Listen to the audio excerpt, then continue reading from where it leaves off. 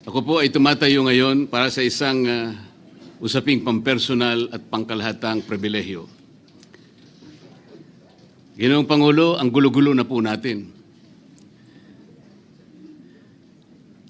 Ito pong huling pagdinig sa Blue Ribbon Committee na kung saan ay lumabas po ang isang testigo na nagngangalang Master Sergeant Orly Gutesa. Ako po ay nabansagan na kulang po sa kortesiya. Para sa akin po ay hindi po tama na nagpapasaringan po tayo ng ganun. Iisa po ang ating layunin. Hindi po tayo magkakalaban sa layunin na matuntun po natin ang pinaka-problema kung bakit nasadlag po ang ating bansa sa ganitong kalagayan. Hindi ko naman po kasalanan ako po'y hanapin ni Sergeant Gutesa. Hindi ko po siya kilala eh. Hindi ko po kasalanan kung ako po ang hinanap niya at hindi iba. Nung pong makita ko po yung kanyang salaysay,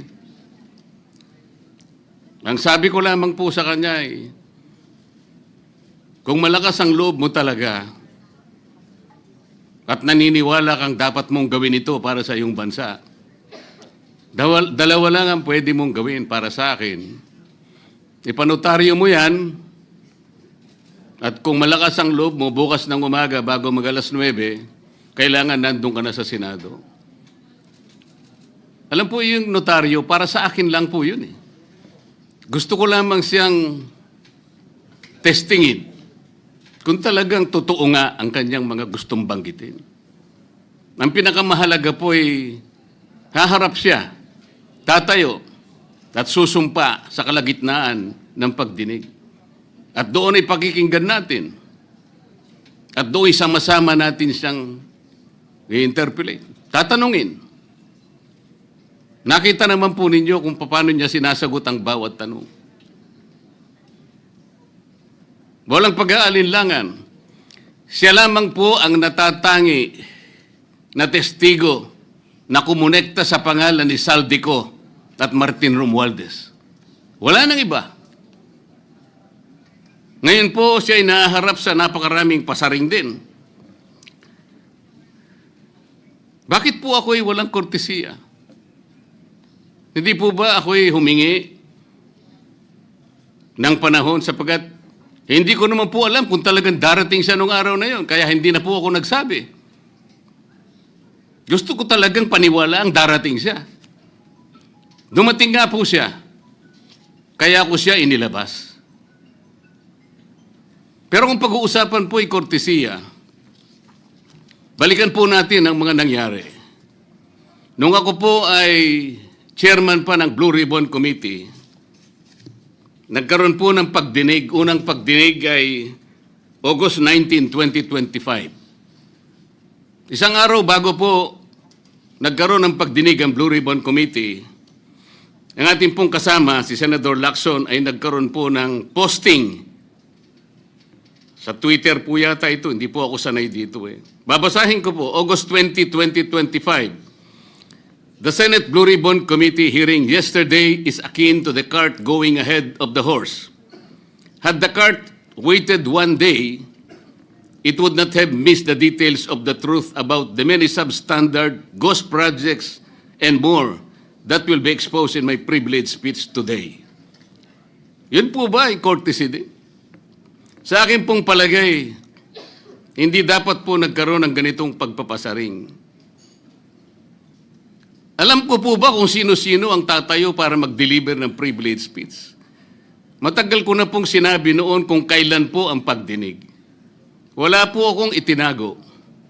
Ngunit kung sasabihin na kung naghintay kami ng isang araw, ay mas marami pa sanang mga detalye at katotohanan ang naihayag.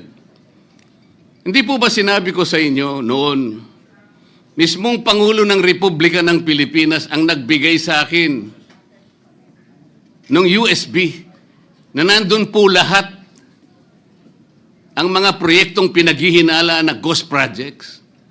Ayaw ko lamang pong ilabas ng isa-isa sapagkat sa aking pagkakaalam noon, Ginoong Pangulo, mali din po yung binigay na mga coordinate sapagkat ang pinagbasihan nila yung MYPS, hindi yung PCMA, na palagi ko pong binabanggit. Sa mga kapatid, kahit na po yung mga binanggit na projects ng ating kasama, salig po sa mga maling coordination. At saka konti lang, pinili lang. Nagkataon lang po maganda nga talagang pagkakapresent sapagkat kulang na lang po yung cinematography at saka screenplay. Kung meron pa lang sanang sound effects, baka nandun yan. Huwag po sanang ganun magpasaringan tayo. Iisa po ang layunin natin dito. Yung matukoy natin kung sino ang merong utak dito. Na ngayon po ay unti-unti na pong naihayag. Sino bang natatakot kay Martin Romualdez? Marami po siguro dito sa kapulungan ito. Pero hindi ako natatakot kay Martin Romualdez.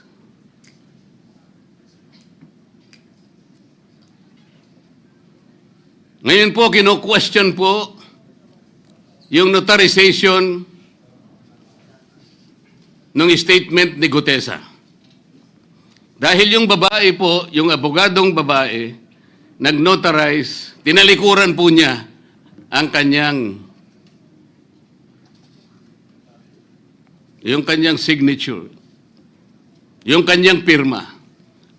Nandyan po ba yung assistant natin para ipakita po natin? Ayan po yung huling bahagi ng dokumentong ninotaryo dun sa opisina ng abogadang babae na ngayon ay tinatalikuran niya ang kanyang pirma. Do sa right side po, ayan po yung ninotaryo sa dokumento ni Gutesa. Yung kaliwa po ay iba pong dokumento. Tingnan po ninyo yung pagkakahawig. Ibig po ba ninyong sabihin, Ginoong Pangulo, yun pong notarial details, na yun po yung kulay blue, na kung saan nandyan yung PTR, nandyan po yung MCLE number, nandyan po yung kanyang roll number, yung kanyang address. Nakuha po ba ni Gutesa mula sa opisina ng abogada at in-stamp niya? Pagkatapos po yung detalye na nasa bandang kaliwa, na kung saan makikita nyo document number, page number, book number, series of 2025. Makukuha po ba ni Gutesa mula sa libro, mula sa notarial register ng abogado? Paano niya makukuha? Tingnan po ninyo yung kabila, ganun din. Bakit po natin hahanapan ngayon si Gutesa at sasabihin pa natin dahil lamang tinalikuran ng babaeng nagnotaryo ang kanyang pirma? Pangkaraniwan na po kasi, Ginoong Pangulo, kahit pumunta kayo sa maraming lugar na kung saan nagnunotaryo, hindi nyo po makikita roon ang abogado. Iaabot nyo lang sa kanyang papel ninyo, pagkatapos isosoli niya sa iyo, pagkatapos nyong magbayad. Itatanong po ba ni Ginoong Gutesa, bago siya umalis, tatanungin po ba niya doon sa babaeng kausap niya kung sino man yun, Madam, kayo po bang may pirma nito? Wala pong ganun eh. Ngayon, kung tatalikuran po ng abogado na yon ang kanyang pirma, ako na po mismo ang magdidirect ng prosecution sa kanya para ma-disbar siya. Sapagkat ginagamit po niya yung opisina na yon. Pakita po ba natin, pwede po nating ipakita yung opisina, yung kanya, ayan po yung kanyang lugar. Ang opisina po niya ay sa Ermita, ngunit yan po ay ginagamit niyang address. Ayan po makikita ninyo. Notary Public 24/7. Ibig nyo sabihin, nandyan at hindi na natutulog yung abogado na yan. Sigurado meron siyang tao dyan na pumipirma. At ginagaya na lamang nung kanyang staff o secretary yung pirma niya. Ganyan po palagi. Kalakaran. Kalakaran, ngunit hindi tama. Sapagkat sa batas po ng notaryo, kailangan nakaharap po yung magnunotaryo sa nagpapanotaryo. Bakit po niya ngayon sinabi na hindi niya pirma yon? Maring hindi niya pirma. Ngunit, tinayaan niya kung sino man ang taong iyon. na ipirma yung dokumento. Kagaya po ng nasabi ko, naging academic na po yung notaryo sapagkat ang tao ay tumayo sa ating kapulungan. Binasa niya yung kanyang statement. Yung mga bayarang media nga po, sinasabi pa kino-coach ko pa Bakit ko po siya sinabihan na dahan-dahan siya? Dahil po nung panahon na binabasa niya na yung kanyang statement, sinusundan po namin yung kanyang binabasa. Binigyan ko po ng kopya ang chairman ng Blue Ribbon Committee. Binigyan ko ng kopya ang ating Senate President at yung aking katabi si Senator Gatchalian dahil 4 lamang pong original ang meron kami. Yung binabasa pala niya ay Xerox copy kaya may naputol sa baba. Gusto ko lamang pong ma-record ng totohanan. Dahil doon sa umpisa po niya, merong isang linya po siyang nalaktawan. Alam po ito ng mga kasama natin na sinusundan po habang binabasa namin. Doon sa pangalawa po, 2 linya naman po ang nalaktawan niya. Kaya gusto ko lamang pong maging maayos ang pagre-record ng kanyang statement. Ano po sabi ng mga bayarang media? Hindi ko naman po nila lahat. Kaya ako po hindi nagpapa-interview sa kanila Alam ko po ang karakter ng ating media ngayon. Nakakaawa na po ang kalagayan. Binanggit na po ng dating Senate President ang nangyari do sa statement ni Diskaya. Siya ang kauna-unahang nagbigay ng statement na kung saan binanggit ang 17 congressmen. Ngunit nakakapagtaka. Hindi na po natin tinutuntun yung 17 na yon. Kagaya na nga sinabi ng Senate President, napupunta na, natutuon na yung pagtuntun sa mga kasama natin dito. Bakit po? Natatakot ba tayo kay Martin Romualdez? Siguro po, yung iba sa inyo natatakot. Ginoong Pangulo, naghalo na po ang balat sa tinalupan. Bakit po? Ngayon ko lamang po nakita sa pagdinig ng Blue Ribbon Committee. Nandun po yung Justice Secretary. Hindi pa po natin natatapos na pagtatanungin yung respondent, yung resource person, na tayo po ang merong legal and physical custody. Hindi ko maintindihan kung bakit dadalhin niya sa kanyang opisina at pagbalik niya, meron na siyang supplemental affidavit. Ano po ba itong nangyayari sa atin?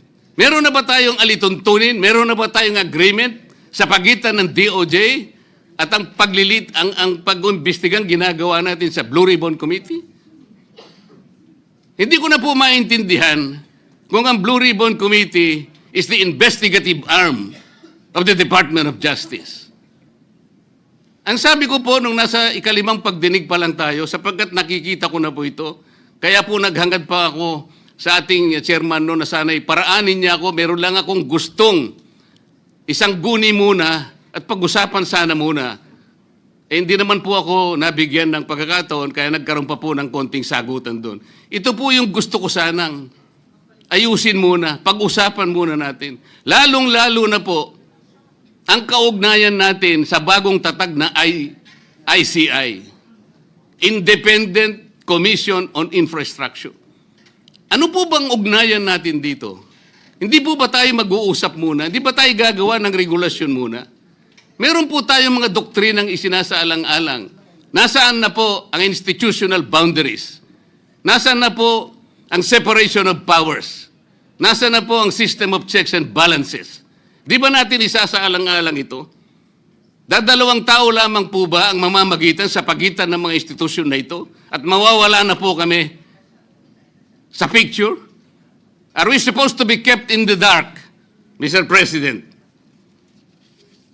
Yung po, kung mo ba sinabi ng ICI na isa sa kanilang mga poder, kapag ka nag-request po sila, makakakuha sila ng impormasyon sa House of Representatives, sa Senate, sa Korte, sa Sandigang Bayan, at kahit sinong otoridad.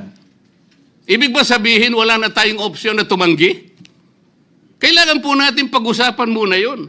Ang nangyayari po sabog-sabog na po Baka nga yun ang isang dahilan kung bakit nag-resign po yung advisor na si Mayor Magalong ng Baguio. yung pong mga pasaring, ito po yung nakakapagbigay sa atin ng hindi naman kailangang pag-aaway-away o pag-aalitan. Hindi po maganda sa ating panig ito. Tingnan lamang po natin yung interview sa DCMM ng ating kasamahan, chairman ng Blue Ribbon Committee, na ang mga host ay si Victoria Tulad at si Christian Yosores noong September 28, 2025. Ang tanong po nila, ilang hearings pa ang nakikita ninyong gagawin ninyo? Ang sagot po ng ating kasama, Senator Lacson, yun ang hindi ko pa masabi. Dahil kung may bagong lumalabas na mga testigo at masustansya yung sasabihin, meron pang mga kakulangan na dapat na mapunuan, magtawag tayo ng pagdinig. Tama naman po yun. Pero ito pong pangalawang saknong, ang sabi po, pero kung paulit-ulit lang at masa-sidetrack o kaya palihis yung direksyon ng inquiry, yun ang i-assess namin kasi medyo lumihis na. Ano po yung lumihis? September 28, dito lumabas si Master Sergeant Orly Gutesa. Lumihis po ba o dumiretso? Mula kay Saldico, ikinonekta po niya kay Martin Romualdez. Sa akin palagay, dumiretso po, hindi tayo lumihis. Pagkatapos tinanong pa po, do you think po, coach po si Gutesa? At iba pong observation, baka si Senator Rodante Marcoleta dahil parang sinabihan siya nung nagbabasa siya. O nalimutan mo, balikan mo itong paragraph na ito. Naipaliwanag ko na po kung bakit ko lamang siya sinansala at sinabi kong balikan mo sapagkat meron nga po siyang nalalaktawan base po sa sinusundan namin na binabasa niya na dokumento. Ang sagot po ni Senator Lacson, medyo natawa pa nga siya, kayo nang humusga sa lahat ng yan, tayo nag-viral na. Siguro, ang sasabihin ko na lang, yung hula nyo, yun ang hula ko. O hula ko, hula nyo. Parang, your guess is as good as mine. Hindi po maganda yung inference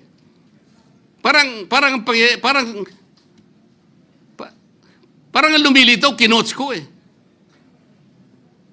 Bilang isang abogado, magmula po nung ako'y maging abogado, inisip, hindi ko po ginawa yung mga bagay na ito.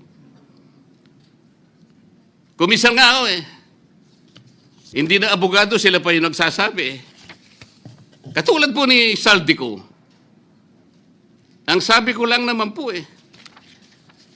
matunog na yung pangalan niya. Napakaraming sources na nagsasabi, kumukonekta kay Saldico, pwede ba natin siyang imbitahin? Ang sabi po, hindi na raw siya imbitahin because of interparliamentary courtesy. Ang sabi ko po, ang interparliamentary courtesy hindi po nalalabag kung iimbitahin lang siya. Halimbawa, invitation letter lang. Nagawa ko po yun kay Congressman Toby Chanco. Voluntaryo po yun Kung darating siya, salamat. Kung hindi siya darating, okay lang. Ngunit, ang pinag-uusapan natin ay problemang kasangkot na po ang kinabukasan ng ating bansa. Sasabihin ba natin interparliamentary courtesy? Nakikinig po ang buong bayan. Tatakpan po ba natin ng dahil sa interparliamentary courtesy? Nakasulat po ba sa bato yun? Absolute po ba yun? Yun po yung aking ikinasasama ng loob Hindi po tayo dapat mag-away-away. Iisa po ang ating layunin. Ang ating bansa ang pinaka-importante sa ating lahat. Bakit po kinakailangang ilihis natin? Bakit po tayo gagawa ng paraan para pagtakpan po natin ang hindi dapat pagtakpan? Ginoong Pangulo, ngayon po'y masasabi ko, si Master Sergeant Orly Gutesa ay mas credible pa po kaysa sa marami sa atin dito sa kapulungan ito. Si Master Sergeant Orly Gutesa, mas matapang kaysa sa mas marami dito sa ating kapulungan. Maraming salamat po, Ginoong Pangulo.